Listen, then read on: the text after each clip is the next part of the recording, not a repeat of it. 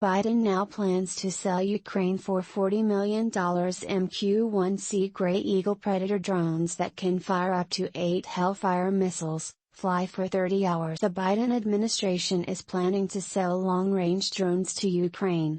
It wants to sell 4 MQ-1C Gray Eagle drones to help in the war against Russia. It is the latest sign that the White House is stepping up the firepower it is sending to Ukraine, along with advanced rocket systems. It comes as the war has morphed into long-range exchanges in Donbas. The Biden administration has refused to send warplanes to Ukraine but is now planning to equip Kyiv with some of the most modern and deadly long-range drones. According to people familiar with discussion, the plan would involve selling 4 MQ-1C Gray Eagle drones, a more powerful version of the unmanned Predator aircraft and capable of carrying 8 Hellfire missiles, for battlefield use against Russian forces. The sale of the General Atomics-made drones could still be blocked by Congress, according to sources who said the plan has been discussed at the Pentagon for weeks. Ukraine has made effective use of smaller, shorter-range unmanned systems. The Turkish Bayraktar TB2 in particular has been celebrated for its battlefield success. Details of the latest plan emerged as the White House announced the new $70 million round of military aid for Ukraine, including high-mobility artillery rocket systems, HIMARS. This new package will arm them with new capabilities and advanced weaponry, including HIMARS with battlefield munitions, to defend their territory from Russian advances, said President Joe Biden, and we will continue to lead the world in providing historic assistance to support Ukraine's fight for freedom. The Gray Eagle represents a clear leap in technology being offered to Ukraine.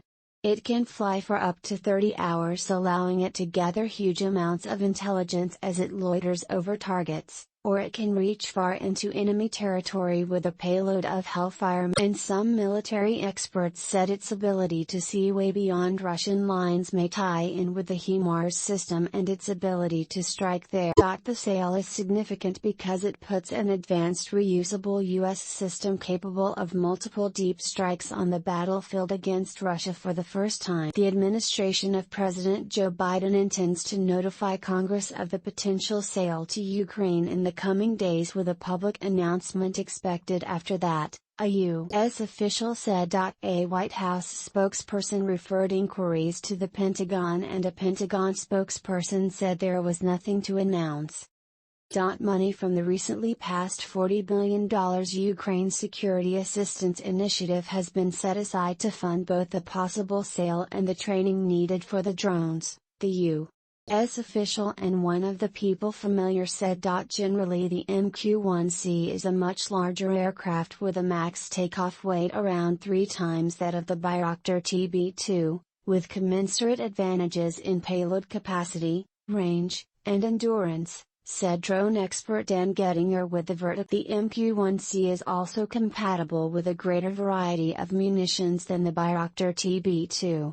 The Ukrainian Bayraktars are equipped with 22 kg, 48-pound, Turkish-made Mamel missiles, around half the weight of a Hellfire. Training on the UAV system made by General Atomics usually takes months, Gettinger said, but a notional plan to train experienced Ukrainian maintainers and operators in a handful of weeks has been proposed in recent weeks. The sources said arming the drones with Hellfire missiles will be done via future presidential drawdown authority once training on the drones has been completed, the U.S. official and one of the sources said. Until an announcement on Wednesday that Ukraine would get 4 HIMARS rocket systems, the Pentagon has stressed that smaller systems such as Javelin anti-tank systems and Stinger anti-aircraft missiles, which allies are shipping to Ukraine via truck near daily, are most. Raytheon Technologies and Lockheed Martin Corp jointly produce Javelins, while Raytheon makes Stingers. The shift to long-range weapons reflects a change in the way the war is being fought. After Ukrainian forces repelled Russian invaders advancing on the capital Kyiv, fighting has focused on the eastern Donbas region, where both sides are relying on rockets and artillery in long range. The U.S. has sent 108 American M777 howitzers.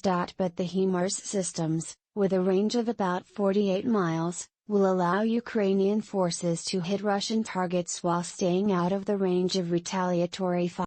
A senior administration official said, these systems will be used by the Ukrainians to repel Russian advances on Ukrainian territory, but they will not be used against targets in Russian territory.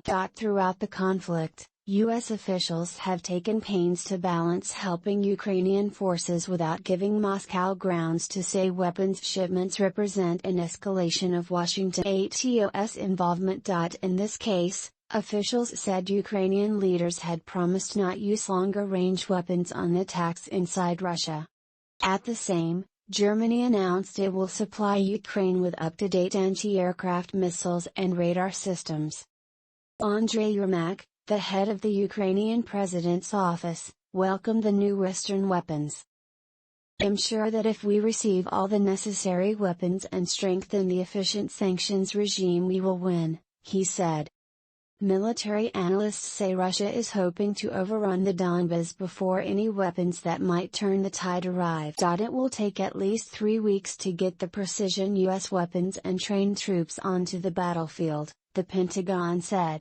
But Defense Undersecretary Colin Kahl said he believes they will arrive in time to make a difference in the fight. The Kremlin was quick to accuse the U.S. of escalation. Spokesman Dmitry Peskov said Moscow did not trust assurances that Ukraine will not fire on Russian territory. "We believe that the U.S. is deliberately and diligently pouring fuel on the fire," he said. Russian Foreign Minister Sergei Lavrov described Ukraine's push for more weapons as a direct provocation intended to draw the West into the fighting.